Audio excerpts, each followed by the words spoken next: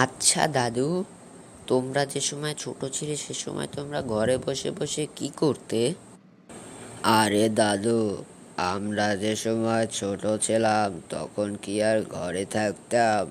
আমরা তো সবাই বাইরে দৌড়াদৌড়ি, ঝাপাঝাপি, লাফালাফি করতাম। তো দাদু, তোমাদের কি কেউ কিছু বলতো না? কে কি বলবে? আমাদের যুগে তো আর এইসব মোবাইল, টিভি আর এত নাটক সিনেমা ছিল না। আমরা তো তখন হ্যারিকেন জ্বালিয়ে থাকতাম আর সকাল হলে বাইরে বাইরে ঘোরাফেরা করতাম। এর বাসায় ঢিল মারতাম আর ওর বাসায় ভাত খেতাম। আর মাঝে মাঝে তো আমরা কারো কারো আম বাগানে ঢুকে আম চুরি করতাম আর সেটা মজা করে খেতাম। তো দাদু, তুমি কি কোনোদিন চুরি করতে গিয়ে ধরা পড়নি? ধরা? আমাদের আর কে ধরবে? আমরা ছিলাম সেখানকার খুব মারাত্মক মারাত্মক পোলাপান। আর আমাদের সবাই চিনতো।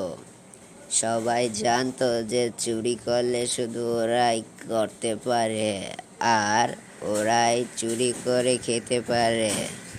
তো দাদু, চুরি করা কি ঠিক নাকি? আরে নাতে, ওটাকে কি আর চুরি করা বলে? ওটাকে তো বলা হয় ফুর্তি করা। আর চুরি ডাকাতি হলো কারো মানি ব্যাগ থেকে টাকা নেওয়া আর কারো ঘর থেকে গিয়ে সোনা গয়না জিনিসপাতি নেওয়া। আর এই গাছ থেকে ছোটবেলায় আমরা চুরি, আম চুরি, লিচু চুরি, জাম চুরি, এতে কে কি বলবে?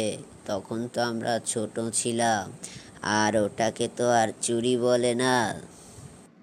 তো দাদু, তুমি কি কোনোদিনও চুরি করতে বা অর্থাৎ আম খেতে গিয়ে ধরা পড়তে না? তখন কি কেউ কিছু বলতো না?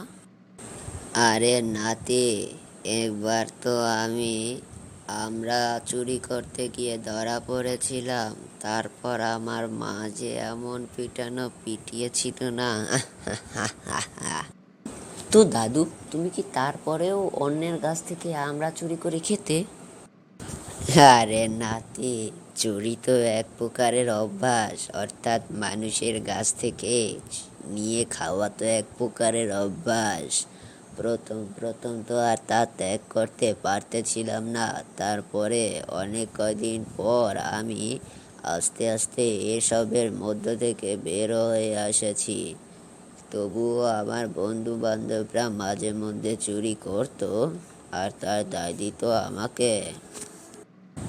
তো দাদু, তারপরে কি হতো? আরে গ্রামের সবাই তো তখন জেনে গিয়েছিল যে আমি এসব কাজ বাদ দিয়ে দিয়েছি।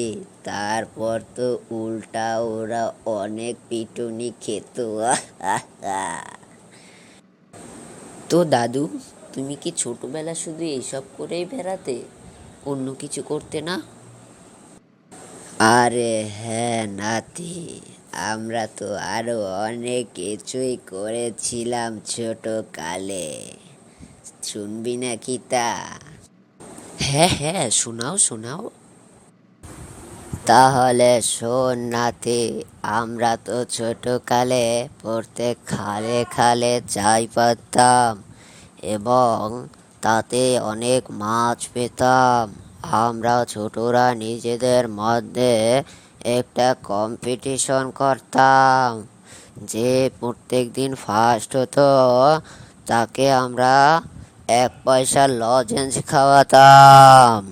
আর এতে আমরা সবাই ছিলাম খুব ইচ্ছুক, আর আমাদের তাতে প্রচুর পরিমাণে মজা হতো। তো দাদু, 1 পয়সায়ও কি আগে লজেন্স পাওয়া যেত? আর আমাদের এখন তো 20 টাকার নিচে কোনো লজেন্সই পাওয়া যায় না। যুগের সাথে সাথে তো সব কিছু পরিবর্তন হবেই। আগে তো এত উন্নতি ছিল না, এখন অনেক উন্নতি হয়েছে দেশে।